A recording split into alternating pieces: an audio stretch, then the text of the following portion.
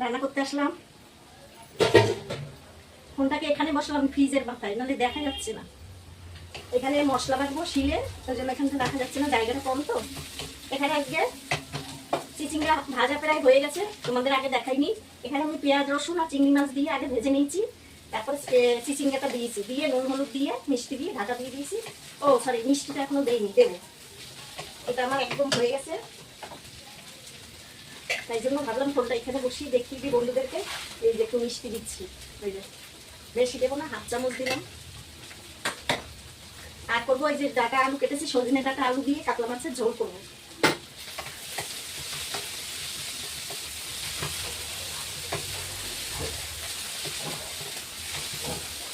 এটা আমার ভাজা হয়ে গেছে, এবার এটাকে নামিয়ে দেবো। তো চিচিঙ্গা ভাজা আমার হয়ে গেছে, কড়াই আমি বসিয়ে দিয়েছি। গ্যাসটা নিভাই নিয়ে এই যে একবার তেল দিয়ে দেবো।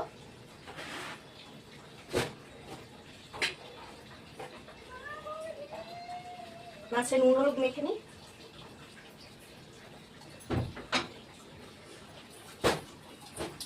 মাছটা এবার আমি ভাজা বসিয়ে দিচ্ছি, তেল গরম হয়ে গেছে,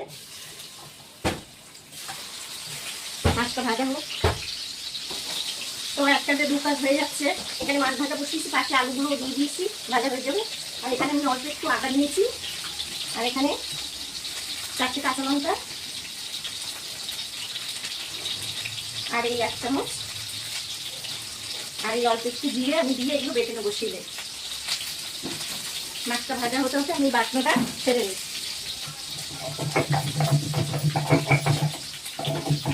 শিলে মশলা বাটলে না তার টেস্ট অন্যরকম হয়, আর সজনে ডাঁটা আলু দিয়ে দারুণ হয় খেতে। আলু আমার ভাজা হয়ে গেছে, মাছও ভাজা হয়ে গেছে। আমি এবারে ফোড়ন দিয়ে দেবো, গোটা জিরে ফোড়ন দিলাম।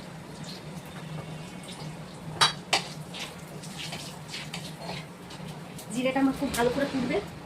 আমার মশলা বাটাটাও হয়ে গেছে, একদম তুলে নিচ্ছি।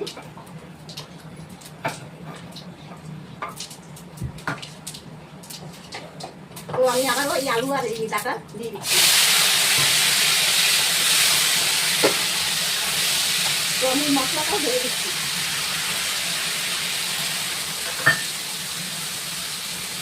হলুদ দিয়ে দিচ্ছি, আর একটু কাশ্মীরি লঙ্কা দিয়ে দিয়ে দিলাম।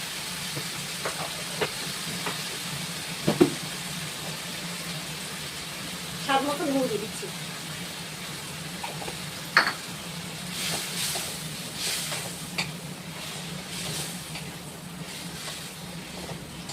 এবার আমি এটাকে একটু ভালো করে কষিয়ে নেবো, নিয়ে জল ঢেলে দেবো। ভালো করে কষিয়ে তারপর জল দেবো। তো দেখো, ডাটা দিয়ে আমার মাছের ঝোল হয়ে গেছে, একদম কি সুন্দর রং এসছে। তোমরা অত দূর থেকে দেখতে পাচ্ছ কিনা বুঝতে পারছি না, কিন্তু কালারটা দারুণ এসছে, আর খেতেও দারুণ লাগে। এরকমভাবে আদা জিরে বাটা দিয়ে, কাতলা মাছ দিয়ে, ডাটা ফাটা দিয়ে এরকম ঝোল করে খাবে।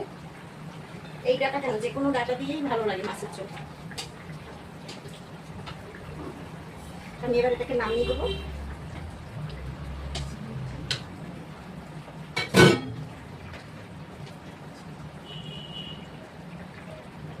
ঝোলটা আমি এবার নামিয়ে দেবো। তো এই হলো মাছের ঝোল, দেখো কি সুন্দর রং এসছে। ঠিক আছে, তো ভালো লাগলে কমেন্টে জানাবে যে কেমন রান্না করলাম। ঠিক আছে, টাটা, সবাই ভালো থাকবে।